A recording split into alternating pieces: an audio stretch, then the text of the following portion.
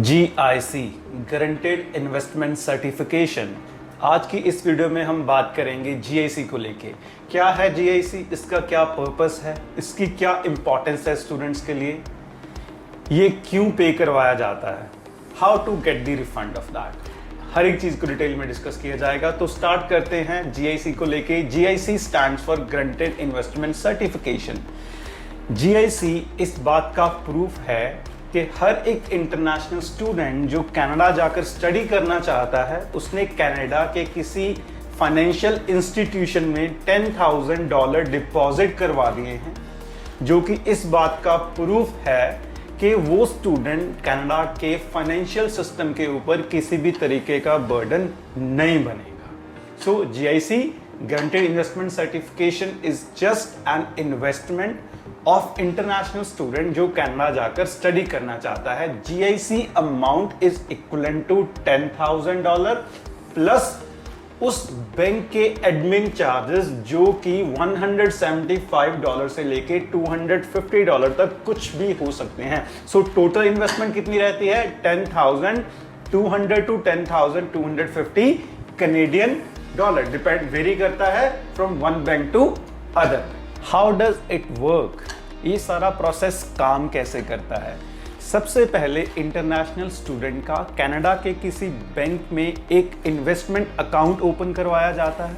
वो बैंक कोई भी हो सकता है, that can be ICICI, that can be Scotia bank, that can be other bank जो कि कनाडा ने अपनी साइट पे ऑथराइज करे हैं इंटरनेशनल स्टूडेंट का GIC रिसीव करने के लिए।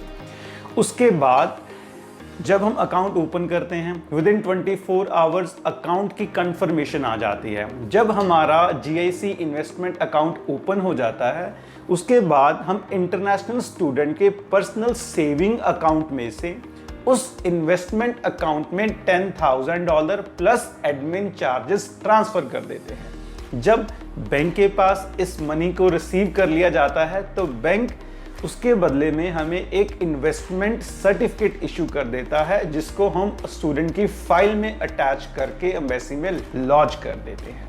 राइट? जब स्टूडेंट का वीज़ा थ्रू हो जाता है, स्टूडेंट कनाडा मूव कर लेता है। वहाँ पे जाने के बाद फर्स्ट मंथ में स्टूडेंट को $2,000 वापस कर दिए जाते हैं, क्योंकि बिगनिंग में स्टूडेंट का खर्चा ज़्यादा होता है, उसको अपना रूम रेंट पे करना होता है, उसको अपना लाइसेंस बनवाना होता है और बहुत सारी सप्लाईज परचेज करनी होती हैं।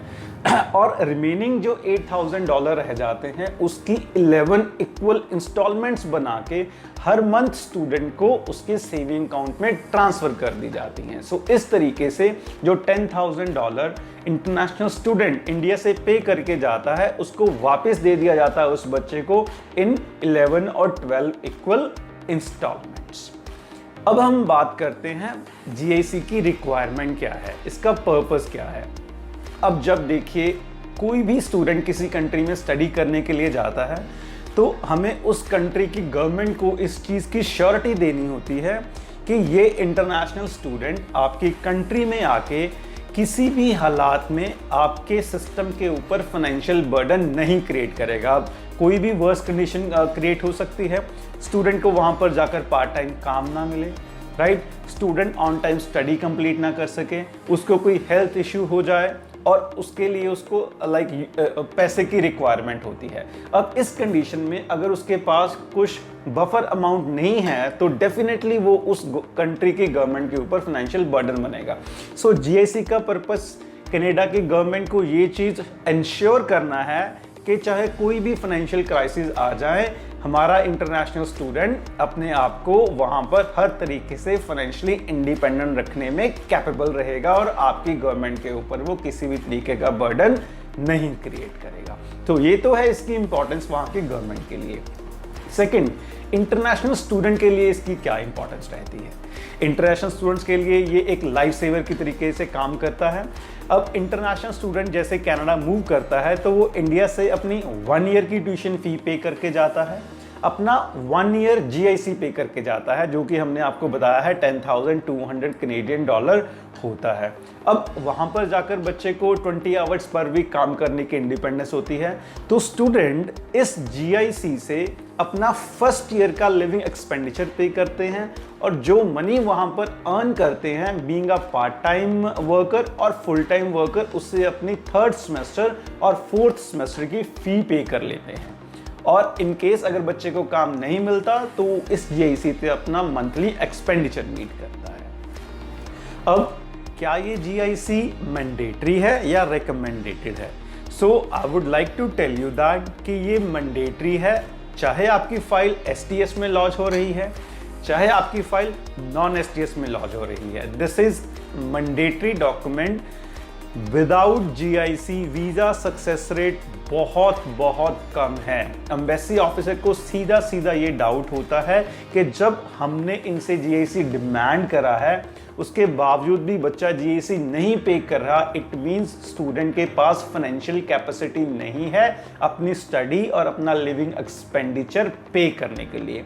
सो like whatsoever is the condition, GIC needs to be paid और उसका बैलेंस कंफर्मेशन सर्टिफिकेट आपकी फाइल में अटैच होना चाहिए हर एक हालात में। देन कमिंग टू दैट, जब आप GIC पे कर देते हैं उसको एक्टिवेट कैसे करवाना है?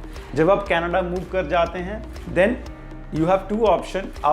आप उस बैंक की एप्लीकेशन डाउन करके अपने KYC कंडीशंस को फुलफिल कर सकते हैं, एंड सेकंड ऑप्शन आप उस बैंक की फिजिकल ब्रांच में मूव करके अपना KYC कंडीशंस कंप्लीट करके अपने GIC को एक्टिवेट करवा सकते हैं। And right after activation bank जो है आपको $2,000 डिपॉजिट कर देगा आपके सेविंग अकाउंट में। अब हम बात करते हैं अगर वर्स्ट केस सिनेरियो में आपका वीज़ा रिफ्यूज़ हो जाता है तो इसका रिफंड कैसे लेना है। So guys I just want to tell you that Canadian financial institution जो हैं बहुत ही अर्ली और शॉर्ट ड्यूरेशन में आपका GIC रिफंड प्रोसेस कर देते हैं। इवन इन 5 to 6 डेज कई बार ही हमारे पास बच्चे का GIC रिफंड आ जाता है। Process is very simple. आपको उस फाइनेंशियल इंस्टीट्यूशन की साइट पे जाके अपना रिफ्यूजल लेटर, अपना पासपोर्ट की कॉपी और अपना ऑफर लेटर अपलोड करना होता है, अपनी बैंक डिटेल्स देनी होती हैं, and with in the given time duration आपका रिफंड आपके इंडियन बैंक अकाउंट में ट्रांसफर हो जाता है। कुछ इंपॉर्टेंट चीज़ें हैं जिनका ध्यान रखना बहुत ज़रूरी है। जो GIC है सिर्फ और सिर्फ स्टूडेंट के पर्सनल अकाउंट से ही ट्रांसफ़र होना चाहिए, पेरेंट्स के अकाउंट से ट्रांसफ़र नहीं किया जा सकता और उसका रिफंड भी स्टूडेंट के पर्सनल अकाउंट में ही आएगा। एंड सेकेंड थिंग, जब आप GIC अकाउंट क्रिएट करते हैं अपनी इंफॉर्मेशन बहुत ही ध्यान से भरिए, राइट? अगर आप गलत इंफॉर्मेशन भर देते हैं there might be a problem जब आपको कनाडा जाके अपने GIC से फंड विड्रॉ करना है। So be careful about the particular जो आप फिल करते हैं। सो ये थी सारी इंफॉर्मेशन GIC के बारे में। आई होप कि आपको ये वीडियो अच्छा लगा होगा। If you like that video, इस वीडियो को ज़्यादा से ज़्यादा शेयर करिए, हमें फॉलो करिए, हमारे चैनल को सब्सक्राइब करिए। We will be coming with lot of more informative videos like this one. Thank you for watching.